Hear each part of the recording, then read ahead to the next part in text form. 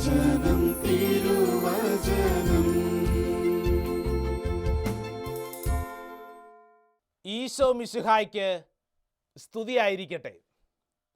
പ്രിയപ്പെട്ട ദൈവജനമേ, വിശുദ്ധ യോഹന്നാൻ്റെ സുവിശേഷം 15-ാം അധ്യായം 7-ാം തിരുവചനം. പരിശുദ്ധാത്മാവ് നമ്മളെല്ലാവരെയും ചില കാര്യങ്ങൾ ഓർമ്മപ്പെടുത്തുവാനും പഠിപ്പിക്കുവാനും ആഗ്രഹിക്കുകയാണ്. സാധിക്കുന്നവരെല്ലാവരും വിശുദ്ധ ഗ്രന്ഥം തുറക്കുന്നു. Saint John's gospel chapter 15:7. നമുക്ക് ഈ വചനം വായിക്കാം. നിങ്ങൾ എന്നിൽ വസിക്കുകയും എൻ്റെ വാക്കുകൾ നിങ്ങൾ നിലനിൽക്കുകയും ചെയ്യുന്നെങ്കിൽ ഇഷ്ടമുള്ളത് ചോദിച്ചുകൊള്ളുക, നിങ്ങൾക്ക് ലഭിക്കും. പ്രിയപ്പെട്ടവരെ, വചനം പറയുകയാണ്, ഇഷ്ടമുള്ളത് ചോദിച്ചുകൊള്ളുക, നിങ്ങൾക്ക് ലഭിക്കും. ഒരു വാഗ്ദാനമാണ് വചനം. ഇഷ്ടമുള്ളത് ചോദിച്ചുകൊള്ളുക, നിങ്ങൾക്ക് ലഭിക്കും. പക്ഷേ അതിൻ്റെ പിന്നിൽ ഒരു കണ്ടീഷനുണ്ട്. വചനം പറയുന്നത് ഇങ്ങനെയാണ്: നിങ്ങൾ എന്നിൽ വസിക്കുകയും എൻ്റെ വാക്കുകൾ നിങ്ങളിൽ നിലനിൽക്കുകയും ചെയ്യുന്നെങ്കിൽ. ശ്രദ്ധിച്ച് കേട്ടോണം. നിങ്ങൾ എന്നിൽ വസിക്കുകയും എൻ്റെ വാക്കുകൾ നിങ്ങളിൽ നിലനിൽക്കുകയും ചെയ്യുന്നെങ്കിൽ ഇഷ്ടമുള്ളത് ചോദിച്ചു കൊള്ളുക, നിങ്ങൾക്ക് ലഭിക്കും.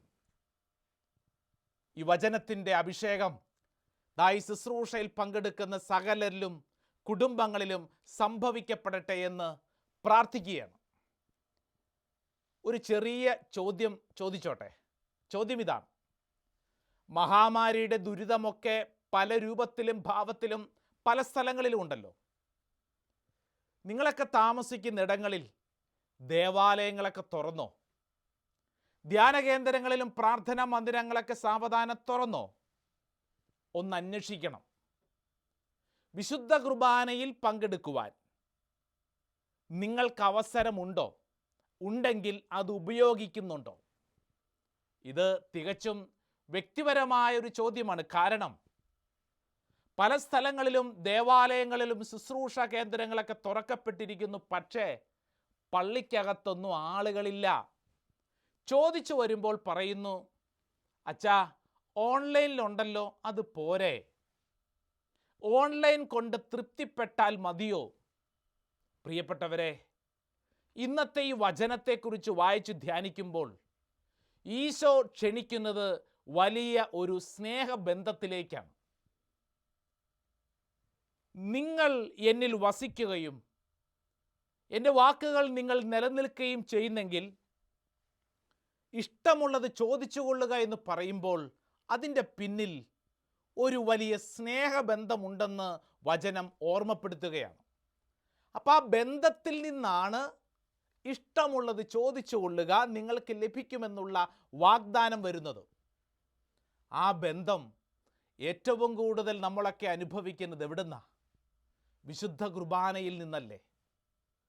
വിശുദ്ധ കുർബാനയിൽ പങ്കെടുക്കുമ്പോൾ യേശുവിൻ്റെ ശരീരവും രക്തവും നമ്മുടെ ശരീരത്തിൻ്റെ മനസ്സിൻ്റെ ഭാഗമായി കടന്നു വരികയാണ്, നമ്മളിൽ ജീവിക്കുകയാണ്.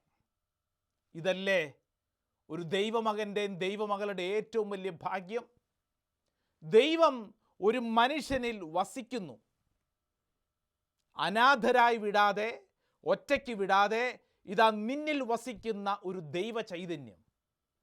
യോഹന്നാൻ്റെ സുവിശേഷം 14-ാം അധ്യായം അതിൻ്റെ 18-ാം തിരുവചനത്തിൽ ഇങ്ങനെ പറയുന്നു: ഞാൻ നിങ്ങളെ അനാഥരായി വിടുകയില്ല, ഞാൻ നിങ്ങളുടെ അടുത്തേക്ക് വരും.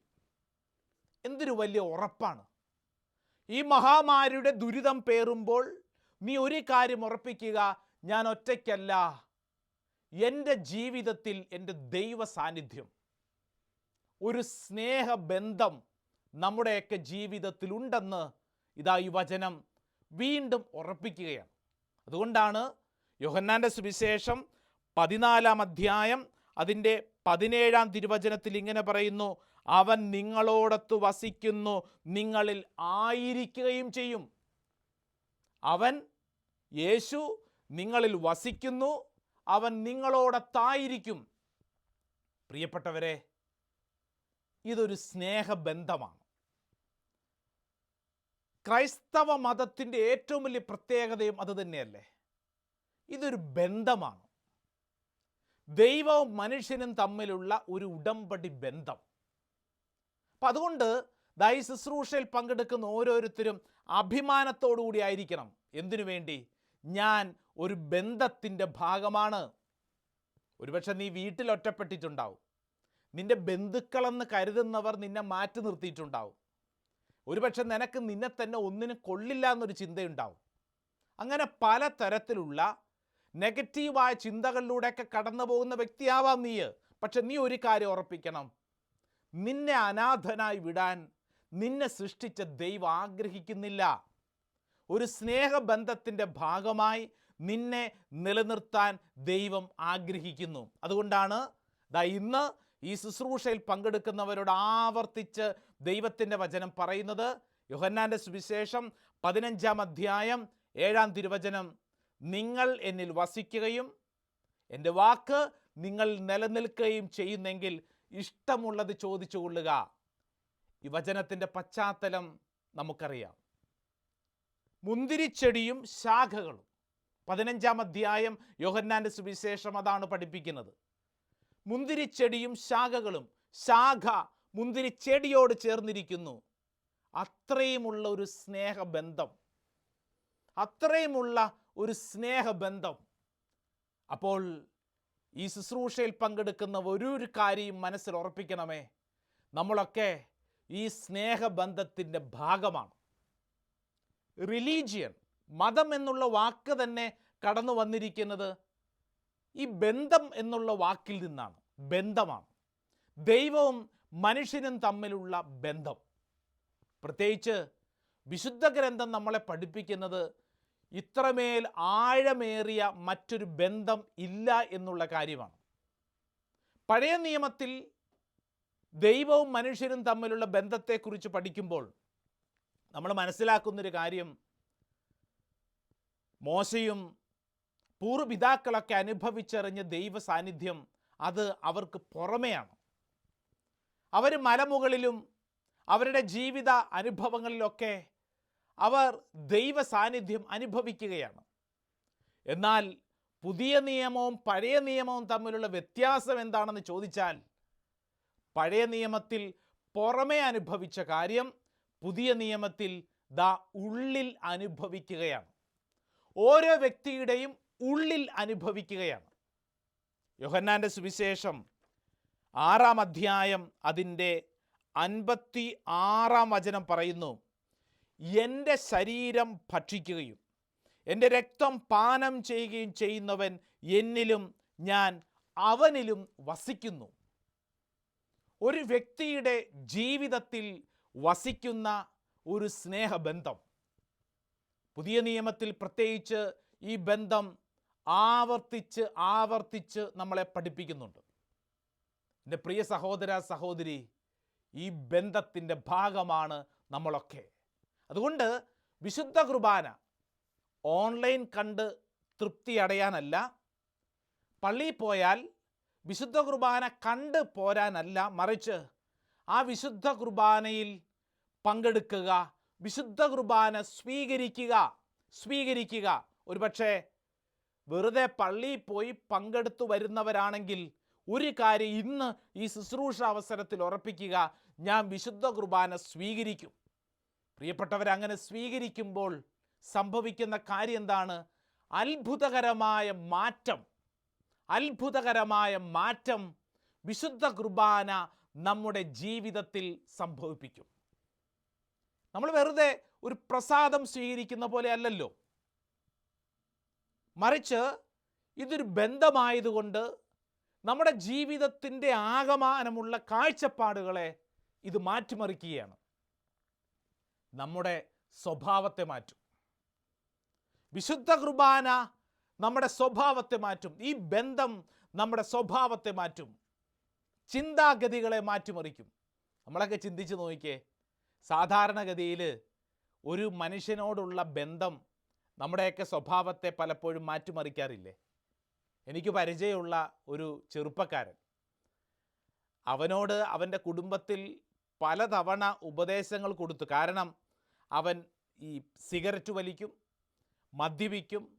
അവൻ്റെ കൂട്ടുകെട്ട് ശരിയല്ല. അപ്പോൾ ഒരിക്കൽ അവൻ്റെ കുടുംബാംഗങ്ങൾ എന്നോട് പറഞ്ഞു, അച്ഛാ അവനെ ഒന്ന് ഉപദേശിക്കണം. ഞാൻ സമയം കിട്ടിയപ്പോൾ അവനോട് പറഞ്ഞാടാ, നീ ഒരു ധ്യാന കേന്ദ്രത്തിലേക്ക് വരണം, നിൻ്റെ ഈ സിഗരറ്റ് വലിയും കുടിയും വലിയൊന്നും ശരിയല്ല. അപ്പോൾ അവൻ എന്നോട് പറഞ്ഞു, അതൊക്കെ പിന്നെ ആവട്ടെ അച്ഛാ, ഇപ്പം ഞാൻ ജീവിതം ആസ്വദിക്കുകയാണ്. അങ്ങനെ പോകുന്ന ചെറുപ്പക്കാരൻ അവൻ ഒരു പെൺകുട്ടിയുമായിട്ട് സ്നേഹത്തിലായി. ഈ സ്നേഹം അങ്ങനെ മുമ്പോട്ട് നീങ്ങുന്നതിനിടയിൽ ഞാൻ ഒരിക്കൽ ഇവനെ കണ്ടു. വലിയ പ്രകടമായ വ്യത്യാസം. ഞാൻ ചോദിച്ചു, എന്തു പറ്റി? എടാ, നിനക്ക് പഴയ പോലെ കുടിയും വലിയൊന്നും ഇല്ലേ?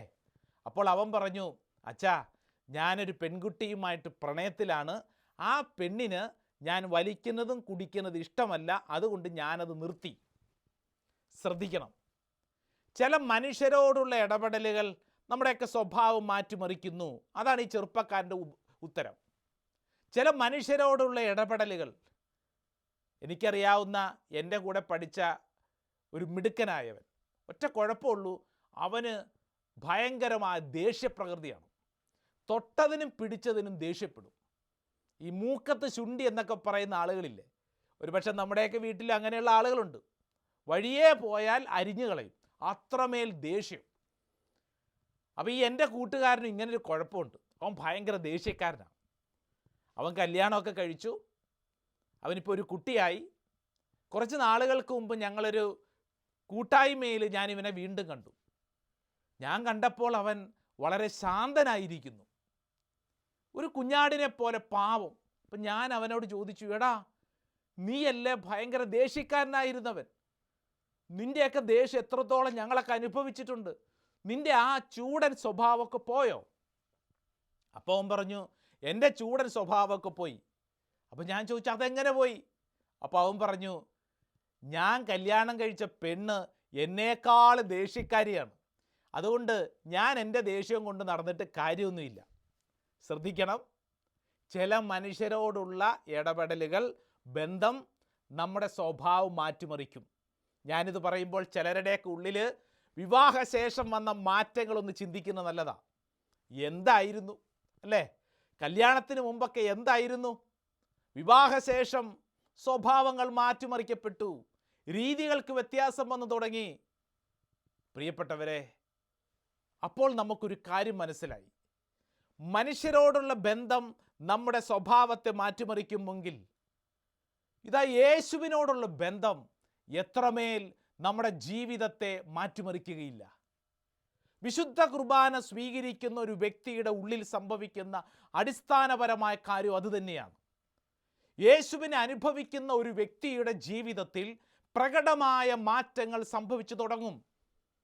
യോഹന്നാന്റെ സുവിശേഷം 14:15 അധ്യായം 7 വചനം പറയുന്നു, നിങ്ങൾ എന്നിൽ വസിക്കുകയും എൻ്റെ വാക്കുകൾ നിങ്ങൾ നിലനിൽക്കുകയും ചെയ്യുന്നെങ്കിൽ ഇഷ്ടമുള്ളത് ചോദിച്ചു കൊള്ളുക, നിങ്ങൾക്ക് ലഭിക്കും. ഞാൻ ഓർക്കുന്ന ഒരു കുടുംബനാഥൻ്റെ അനുഭവം. കുടുംബത്തിലാകപ്പാടെ പ്രശ്നങ്ങൾ രൂക്ഷമായി, വീട്ടിൽ നിൽക്കക്കള്ളിയില്ല. അങ്ങനെ കുറച്ചു നാൾ ധ്യാന കേന്ദ്രത്തിൽ വന്ന് നിൽക്കാൻ തീരുമാനിച്ചു. ഇവനെ തന്നെ നിയന്ത്രിക്കാൻ പറ്റില്ല, അതാണ് ഇവൻ്റെ പ്രത്യേകത. ഇവനെ തന്നെ നിയന്ത്രിക്കാൻ പറ്റില്ല. ധ്യാന കേന്ദ്രത്തിൽ വന്നപ്പോൾ ഞാൻ അവനോട് ആവശ്യപ്പെട്ടൊരു കാര്യം, എടാ നീ നന്നായിട്ടൊന്ന് കുമ്പസാരിക്കണം.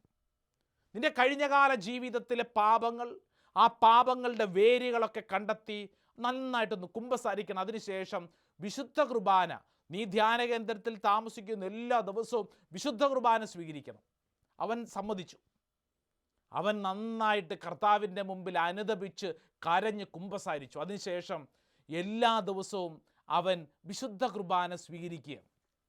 വിശുദ്ധ കുർബാന സ്വീകരിച്ചതിന് ശേഷം നിത്യാരാധന ചാപ്പലിൽ വന്ന് ഈ ചെറുപ്പക്കാരനിരിക്കും. കണ്ണടച്ചിങ്ങനെ മണിക്കൂറുകളോളം ഇരിക്കും. അവൻ്റെ ജീവിതത്തിൽ ഇതാ ഈ വിശുദ്ധ കുർബാന അവൻ്റെ സ്വഭാവത്തെ മാറ്റിമറിക്കുകയാണ്. അവൻ്റെ ഉള്ളിൽ, ശരീരത്തിൽ, മനസ്സിൽ, ആത്മാവിൽ പ്രകടമാവുന്ന തരത്തിൽ ഇതാ അത്ഭുതങ്ങൾ സംഭവിക്കുകയാണ്. നാളുകൾക്ക് ശേഷം അവൻ്റെ ജീവിതത്തിൽ അന്നുവരെ അവൻ കൊണ്ടു നടന്ന എല്ലാ തിന്മയുടെ പ്രവൃത്തികളെ ഉപേക്ഷിക്കുവാൻ അവന് കരുത്ത് ലഭിക്കുകയാണ്. വിശുദ്ധ കുർബാന ഒരു സ്നേഹബന്ധമാണ്, ഒരു ഉടമ്പടി ബന്ധമാണ്. പ്രിയപ്പെട്ടവരെ, യേശുവിനോടുള്ള ഈ ബന്ധത്തിലേക്കാണ് ഈ ശുശ്രൂഷ സമയത്ത് നമ്മളെല്ലാവരെയും പരിശുദ്ധാത്മാവ് ക്ഷണിക്കുന്നത്. ഈ സ്നേഹബന്ധം നമ്മുടെ ജീവിതത്തിലെ കാഴ്ചപ്പാടുകളെ മാറ്റിമറിക്കും. നമ്മൾ വിചാരിക്കുന്ന ചില രീതികളൊക്കെ ഉണ്ടല്ലോ, ജീവിതം ഇങ്ങനെയൊക്കെ പോവുള്ളൂ, ചിലരുടെ കണക്കുകൂട്ടലുകൾ അങ്ങനെയാണ്, ഇതൊക്കെ ഇങ്ങനെ സംഭവിക്കുള്ളൂ അച്ഛാ. ചിലരോട് ചില കാര്യങ്ങളൊക്കെ പറയുമ്പോൾ അവർ പറയും, ഓ അച്ഛാ ഇതൊന്നും സംഭവിക്കില്ല അച്ഛാ, ഇതൊക്കെ ഇങ്ങനെ പോകൂ. കുടുംബത്തിലെ ചില പ്രശ്നങ്ങൾ, വ്യക്തിപരമായ ചില കാര്യങ്ങളൊക്കെ സംസാരിക്കുമ്പോൾ അവരുടെ ഉള്ളിൽ അവരോട് തന്നെ പറഞ്ഞു വച്ചിരിക്കുന്ന ചില കാര്യങ്ങളുണ്ട്, ഇതൊക്കെ ഇങ്ങനെ സംഭവിക്കൂ. നിന്റെ തല നിന്നോട് പറയുന്ന ചില കാര്യങ്ങളാണ്. എന്നാൽ നിന്റെ ജീവിതത്തിൽ നിന്റെ ബുദ്ധിക്കും അപ്പുറം, നീ വിചാരിക്കുന്നതിനും അപ്പുറം ദൈവം ചില കാര്യങ്ങൾ സംഭവിപ്പിക്കും. അത് നിനക്ക് ഇന്നോളം മനസ്സിലായിട്ടുണ്ടാവണമെന്നില്ല. പക്ഷേ യേശുവിനോടുള്ള സ്നേഹബന്ധം ഈ കാര്യം നമുക്ക് വെളിപ്പെടുത്തി തരും. അടഞ്ഞു കിടക്കുന്ന വാതിലുകൾ ദൈവം നമുക്ക് മേൽ തുറന്നു തരും. മുട്ടിയിട്ടും തുറക്കാത്ത വാതിലുകൾ ദൈവം തുറക്കും. അതല്ലേ യെശയ്യാ പ്രവചനം 22-ാം വചനം പഠിപ്പിക്കുന്നത്? അവൻ തുറന്നാൽ വേറെ ആർക്കും അടയ്ക്കാൻ പറ്റില്ല, അവൻ അടച്ചാൽ വേറെ ആർക്കും തുറക്കാൻ പറ്റില്ല. ആരെക്കുറിച്ചാണ്? യേശുവിനെ കുറിച്ചാണ്.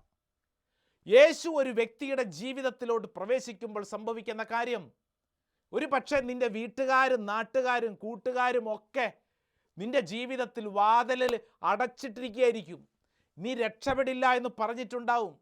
എന്നാൽ നിനക്ക് വേണ്ടി നിന്റെ ദൈവം ഒരു വഴി തുറക്കും. ഈ സ്നേഹബന്ധത്തിലേക്ക് പ്രവേശിച്ചാൽ ജീവിതം രക്ഷപ്പെട്ടു. പ്രിയപ്പെട്ടവരെ, ഈ ശുശ്രൂഷ അവസരത്തിൽ ദൈവം അപ്രകാരമുള്ള ഒരു ആത്മീയ ബോധ്യമാണ് നമ്മുടെ ജീവിതത്തിലേക്ക് ചൊരിഞ്ഞുകൊണ്ടിരിക്കുന്നത്.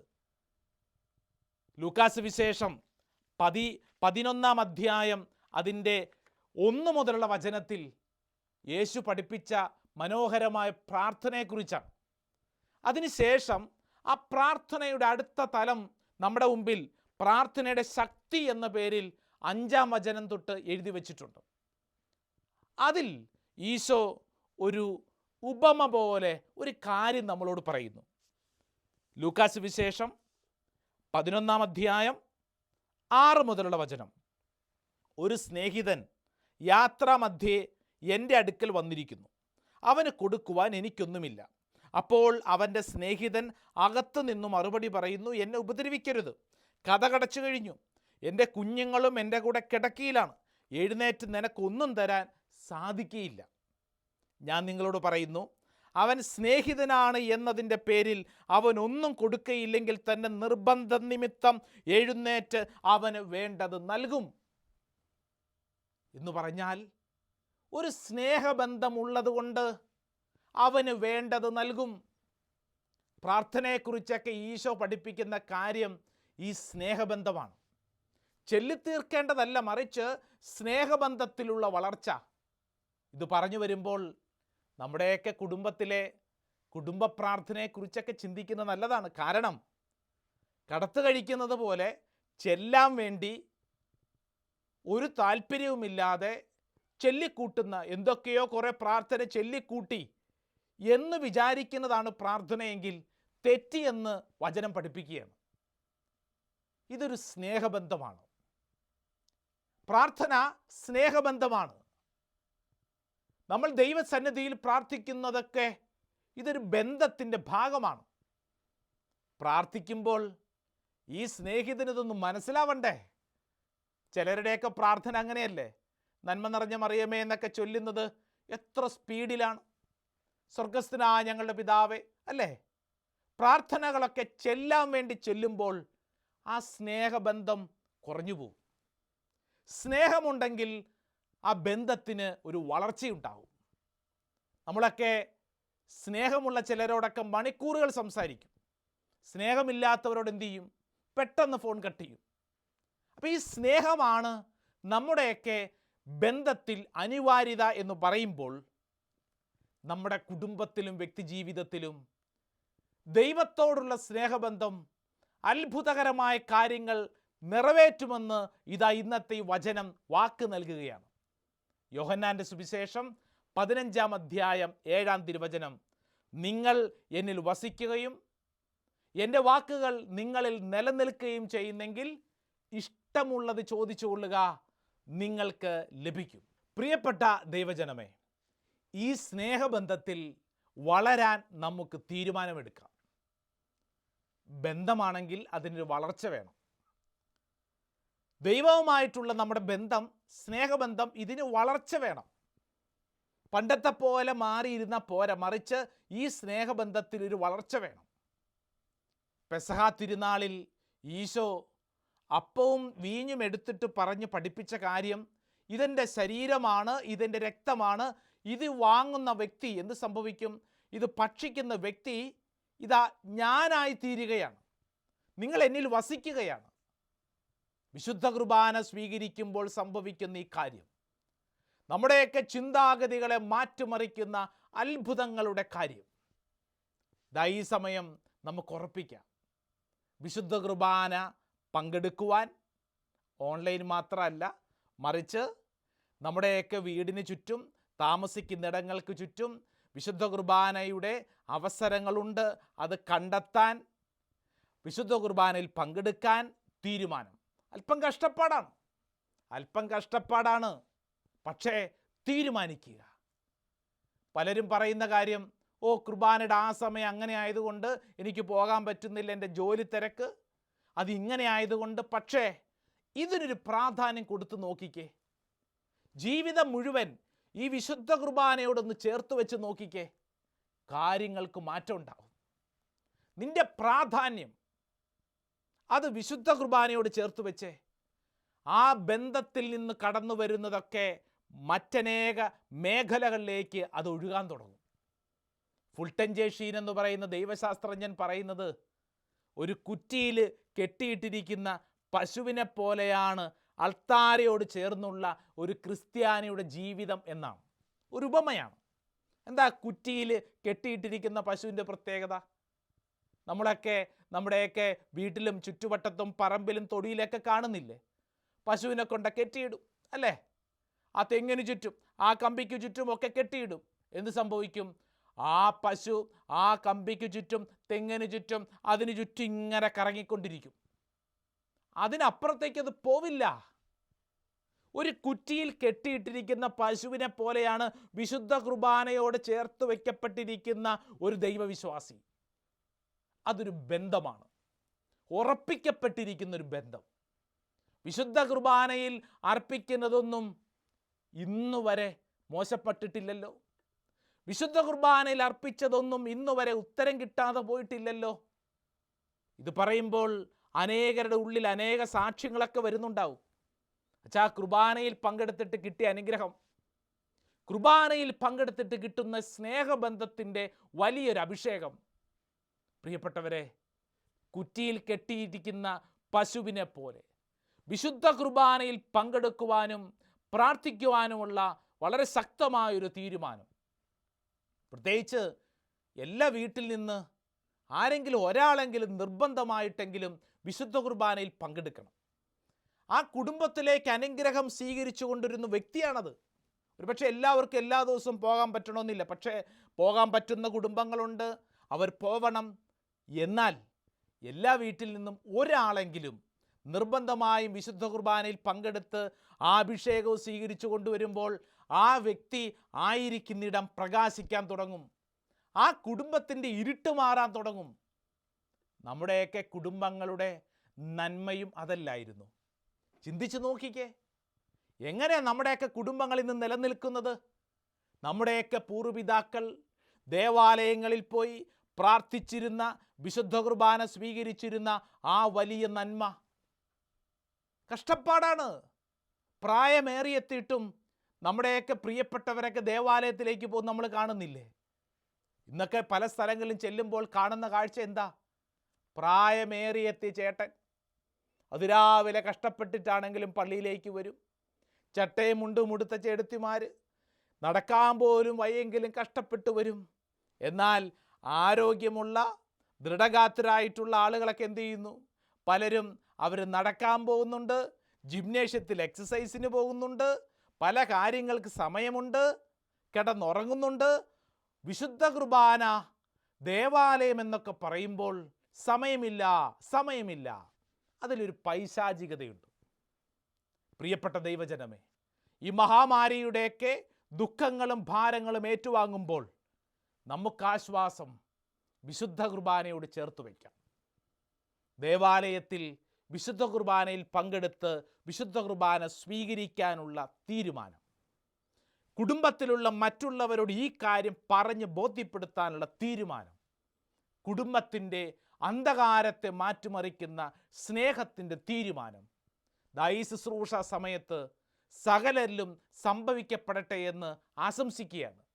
യോഹന്നാൻ്റെ സുവിശേഷം 15-ാം അധ്യായം 7-ാം തിരുവചനം, നിങ്ങൾ എന്നിൽ വസിക്കുകയും എൻ്റെ വാക്കുകൾ നിങ്ങളിൽ നിലനിൽക്കുകയും ചെയ്യുന്നെങ്കിൽ ഇഷ്ടമുള്ളത് ചോദിച്ചു കൊള്ളുക, നിങ്ങൾക്ക് ലഭിക്കും.